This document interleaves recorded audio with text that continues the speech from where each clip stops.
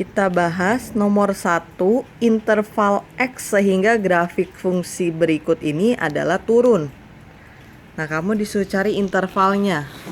Nah, kan dibilang pengen fungsinya ini turun. Nah, syarat fungsi itu bisa turun atau naik itu dilihat dari gradien. Gradien itu adalah berarti turunan pertama dari suatu fungsi kurva.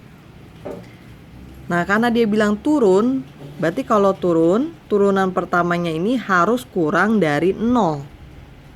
Nah, berarti langkah pertama yang kita harus lakukan, turunin dulu. Jadinya 6x kuadrat min 18x plus 12. Karena syaratnya ini, turun itu adalah turunan pertama harus kurang dari 0.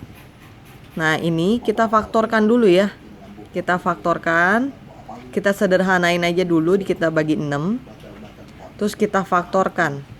Nah, dapat X-nya 2 sama X-nya 1. Nah, ini kita tes.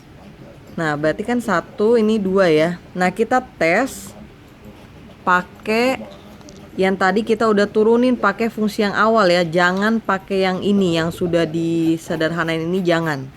Tapi pakai fungsi turunan pertama kali sebelum diapa-apain.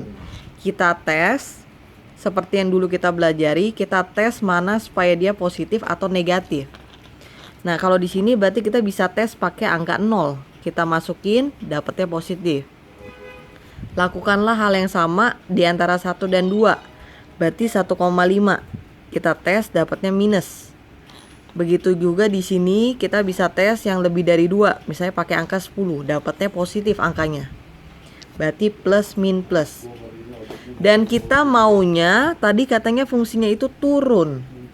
Berarti kamu harus cari yang kurang dari 0. Berarti kamu harus cari yang minus. Berarti intervalnya yang mana?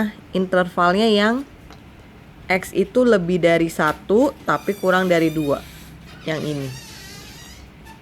Begitu juga soal nomor 2.